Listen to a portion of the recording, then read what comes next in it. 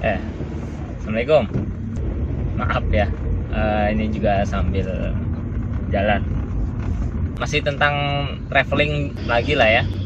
Jadi tentang jalan ke Mongol dulu ya, Mongol. Tapi sebetulnya saya udah lama sekali jalan ke Mongol itu 2011. Saya pikir pasti ada beberapa perubahan, cuma ya melihat perkembangannya kayaknya nggak signifikan deh perubahannya itu. 2011 Mongol seperti kota kabupaten lah kalau di Indonesia, kabupaten, tapi lebih besar sih. Mereka punya beberapa gedung tinggi juga, tapi luas sekali memang, dalam artian jarak-jarak antar gedungnya luas, tapi ya segitu-gitu aja sih. Kita masih bisa waktu itu jalan kaki dari satu tempat ke tempat lain. Mereka bangunannya mirip banget sama bangunan Rusia ya, lebih mirip lah ke Rusia gitu, kayak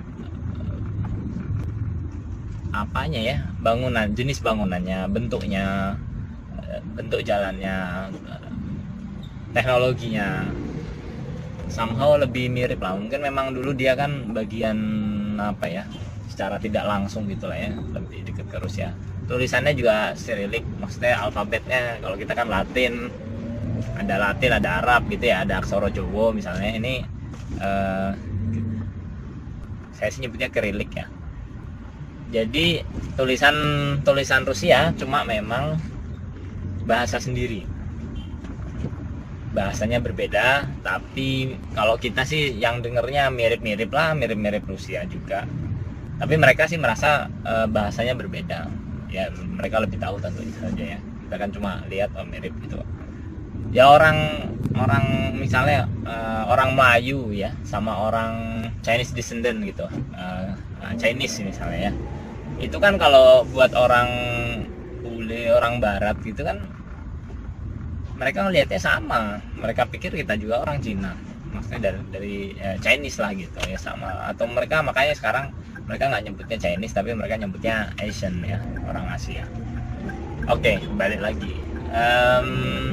Mongolia, dari bentuk fisiknya somehow lumayan kelihatan, karena orang Mongol ini ininya besar apa, jadi agak spesial sih memang daerah situ. Sebenarnya nggak cuma Mongol, ada beberapa negara yang di sekitar situ juga, sebagian punya ini cukup besar, tapi yang cukup menonjol memang orang Mongol ini.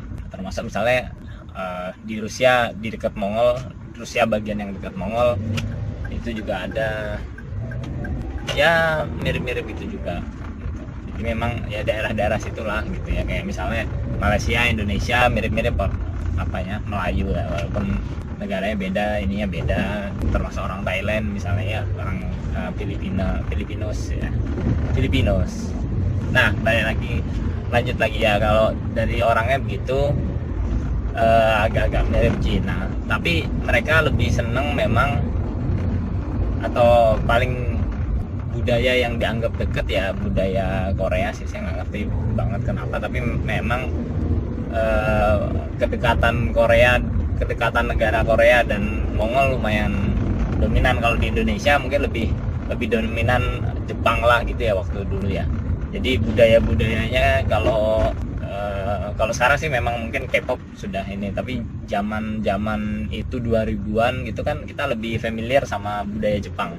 Nah, kalau mereka lebih familiar dengan budaya Korea gitu. Tapi budayanya sendiri kalau saya sih Cina mirip itu ya, deketan juga. Kalau Rusia, buat orang Indonesia, kita berpikir kan, kebanyakan kita berpikir Rusia itu kan Moskow ya.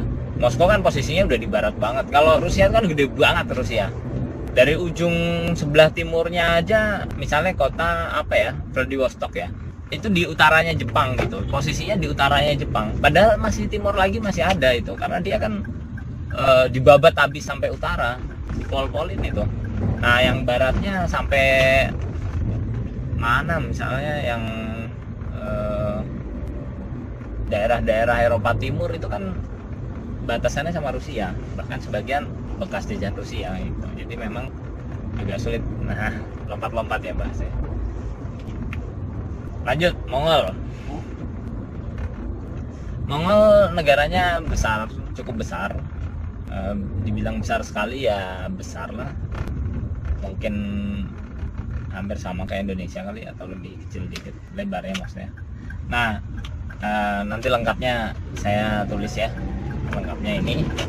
Terus sebagian besar itu bentuknya adalah padang pasir. Artinya apa ya? Artinya nggak bisa diapa-apain gitu. Padang pasir, mau bikin rumah di padang pasir nggak bisa juga, kecuali terpaksa. Tapi kan mereka nggak terpaksa, artinya orangnya masih bisa pindah-pindah. Jadi enggak.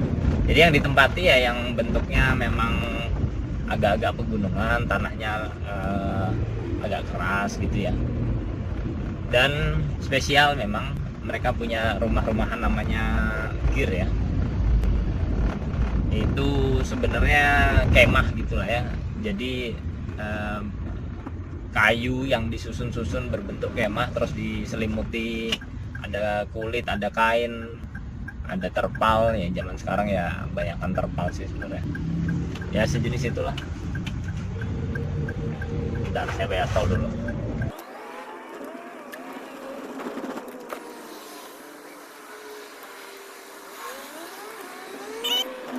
Ukuran gearnya ya berapa ya, mungkin lebarnya 10 lah ya yang normal. Ya pasti ada lebih kecil, ada yang sedikit lebih besar, tapi besar sekali sih harusnya enggak.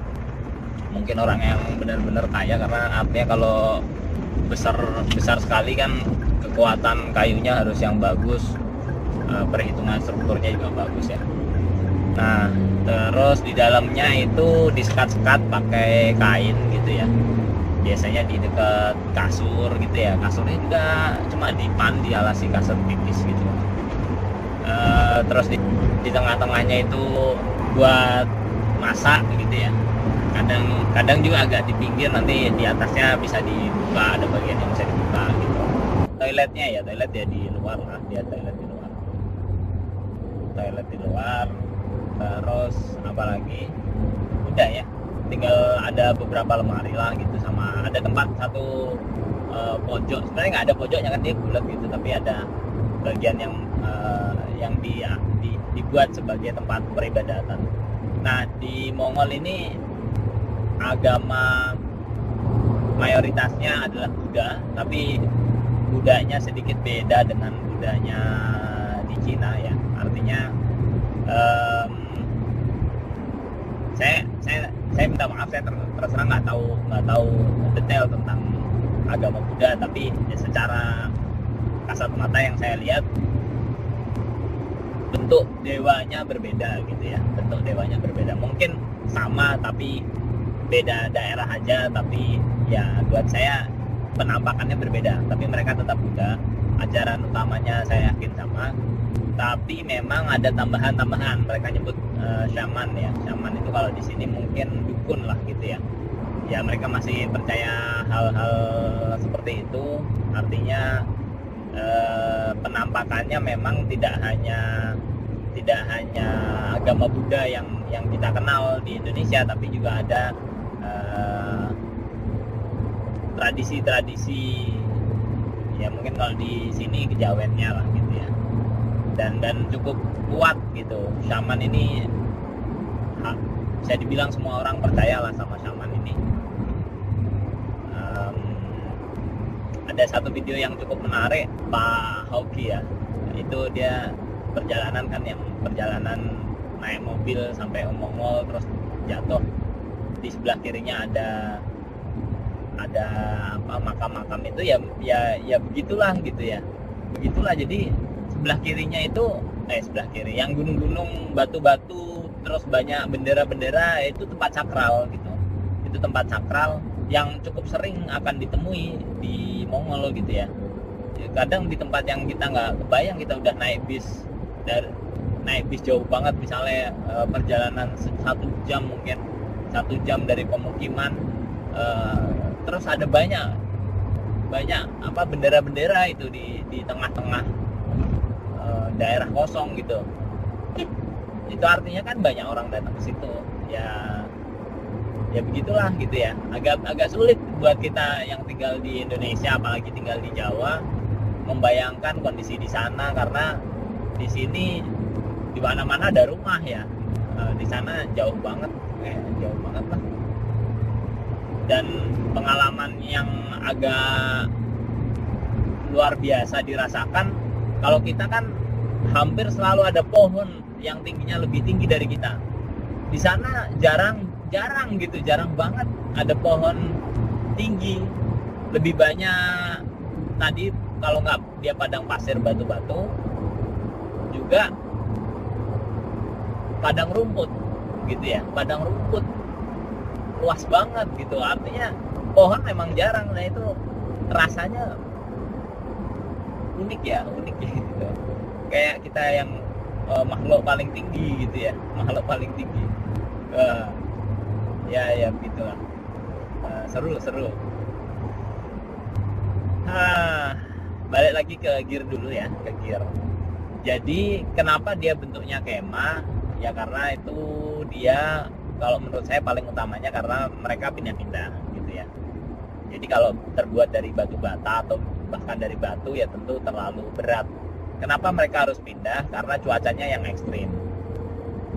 Singkat cerita, ada dua musim lah ya. Ya tentu ada 4 musim karena dia subtropis, tapi untuk memudahkan cerita kita anggap 2 aja, karena yang 2 lagi kan musim semi sama musim gugur itu kan sebenarnya musim antara ya, antara musim panas dan musim dingin gitu ya. Jadi yang ekstrim saya cerita musim panas dan musim dingin.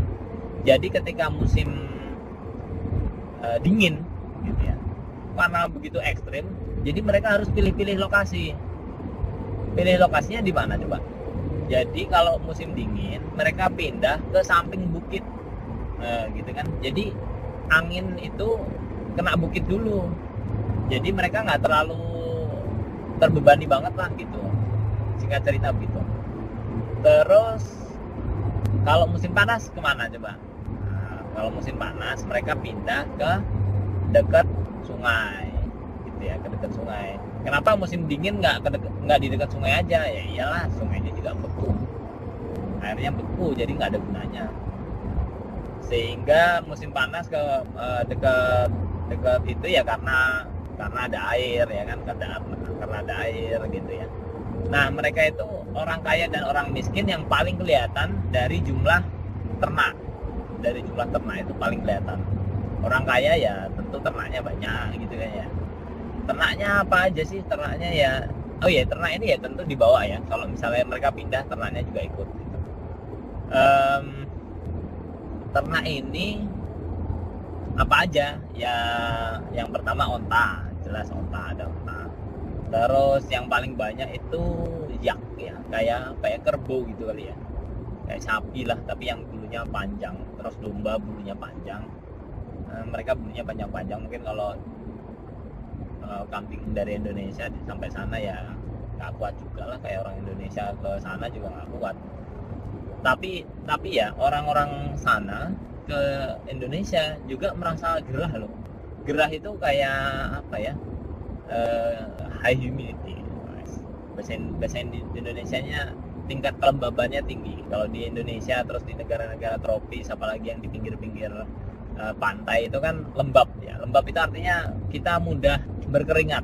Makanya kalau saudara-saudara yang sudah pernah ke Saudi gitu ya, itu kan suka cerita panas sih tapi kok nggak keringetan gitu ya. Ya itu karena memang keringat itu tidak hanya disebabkan oleh suhu yang tinggi, tapi juga tingkat kelembapan gitu. Artinya jumlah air yang terkandung di udara ini banyak atau sedikit.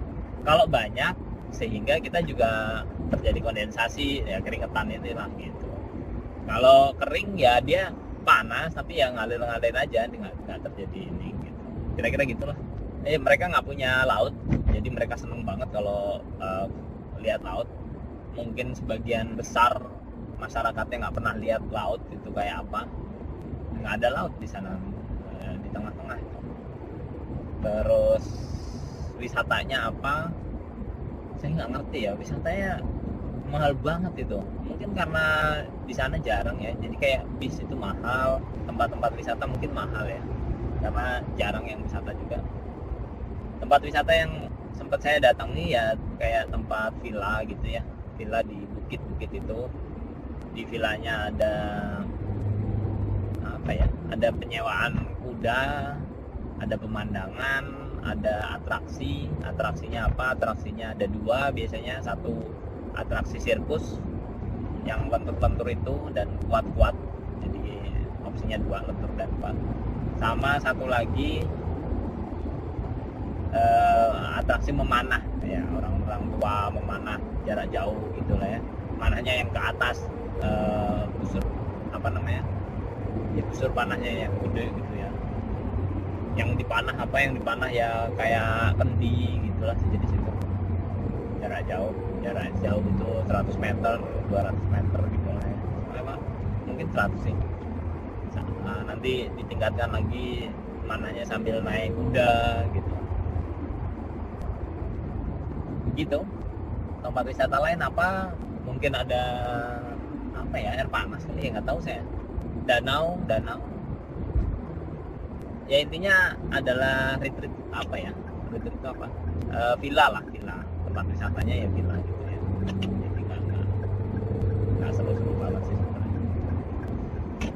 Sama padang pasir, lihat wisata padang pasir itu ya, kalau belum pernah lihat padang pasir di sana bisa juga. Sama yang sebenarnya buat saya wisata ya tinggal di Gir itu, sebenarnya di sana banyak ya, kayak misalnya hotel-hotel yang membentukkan diri seperti Gir gitu ya, tapi ya tetap beda lah, satu Gir yang asli tinggal di rumah warga sama di ini, tapi nggak 100% nyaman, harus kenal memang. Keluar malam itu bahaya banget. Baru sekali itu saya keliling, saya jalan ya di kota Ulaanbaatar, saya jalan kaki tuh bisa ada mobil hampir naik trotoar saya gitu, hanya untuk ngisengin saya. Saya kan apa ya, aneh gitu ya, takut juga saya sih. Oke, tentang perjalanan. Jadi Mongol ini 2011 visanya agak unik. Saya kebetulan datang ke sana itu atas undangan seorang teman yang beliau mengadakan lomba bisnis. Jadi prosesnya nggak terlalu sulit, tapi memang sulit gitu. Jadi tapi memang ribet lah, yang nggak sulit sih. Jadi kita nggak bisa langsung mengajukan, perlu ada approval dari sana. Di sini waktu itu hanya ada 1 orang apa 2 orang perwakilan, dan dia sebenarnya bukan, saya yakin dia bukan duta besar, dia hanya perwakilan yang mana dia hanya dia nggak approve juga, yang approve dari sana, kementerian sana. Jadi dari pihak sana ada yang mengajukan, terus dari saya melengkapi dokumennya gitu melalui kantor yang ada di Jakarta, ya mungkin sekarang disebut kedutaan lah. Nah, kedutaan Mongol untuk Indonesia gitu ya. Nah, disitulah terus nanti di sistemnya mereka ketemu, approve. Nanti yang kantor Jakarta ini bisa mengeluarkan sejenis stiker yang ditempel di paspor saya. Nah, ini bisa gitu. Biayanya berapa saya agak lupa, nanti saya cari di internet, saya tampilkan di sini. Udah, dari sini berangkat ke Mongol itu waktu itu yang termurah, bukan termurah sebetulnya, yang saya lakukan adalah dari Jakarta ke Incheon di Seoul ya, di Korea. Terus dari sini ke sana naik Korean Air, dari sana ke Mongol naik Mongolian Air lah kan gitu ya. Kalau nggak salah singkatannya MIAT kalau nggak salah. Pesawatnya agak luar biasa, kenceng banget, padahal pesawat biasa, mungkin bikinan entah dari mana saya nggak tahu. Tapi kayaknya ini beberapa kali kita coba arrange perjalanan wisata dari Mongol ke Indonesia, mereka prefer lewat Beijing. Ya mungkin sekarang Beijing cukup menarik sih, dari Beijing ke Mongol juga mungkin sekarang lebih menarik. Begitu tentang pesawatnya, saya nggak terlalu sulit karena sampai sana sudah dijemput. Nah, sekarang lanjut ke penjemputan. Jadi saya dijemput pakai mobil setir kiri. Tapi besoknya saya naik mobil setir kanan. Jadi di sana itu setirnya ngaco, ada yang kiri, ada yang kanan. Sopirnya kanan apa kiri ya? Saya agak lupa sih, kayaknya kiri deh kebanyakan. Jadi posisi nyetirnya di sebelah kanan gitu ya kalau nggak salah ya. Ya gitulah, ada yang kanan, ada yang kiri. Hal yang beda banget sama Indonesia. Ini 2011 saya cerita ya. 2011 itu seingat saya di Indonesia habis ada Ahmad Dhani kalau nggak salah beli mobil Hummer. Seingat saya harganya sekitar 7 miliar atau berapa gitu, sekitar itulah. Di sana harganya itu cuma 500 juta rupiah. Jadi Hummer itu kendaraan biasa aja di sana gitu, setara dengan Fortuner, sejenis Fortuner. Tuh, sangar ya gitu. Di sana ya begitulah. Mungkin pajaknya mungkin kecil pajaknya, beda ya. Tapi kalau Bugatti tetap mahal. Mobilnya kotor-kotor karena debu, selalu ada debu. Mereka sebagian besar itu kan padang pasir, jadi ya berdebu memang. Agak sulit kayak di Indonesia yang bisa kinclong-kinclong gini. Ya kayak di Saudi lah, mobil juga banyak debunya. Mobil-mobilnya mobil-mobil campuran, ada mobil yang kayak kita pakai dari Jepang, dari Eropa, dari Amerika. Tapi yang memang agak beda ya, mobil-mobil dari Rusia itu ada ya. Ya kita nggak ada di Indonesia mobil Rusia. Dari Korea, bis-bis Korea itu banyak. Terus itu yang pertama kali di sana juga saya pertama kali lihat bis listrik, tapi bukan kayak yang kita bayangkan pakai baterai, enggak, dia kayak KRL.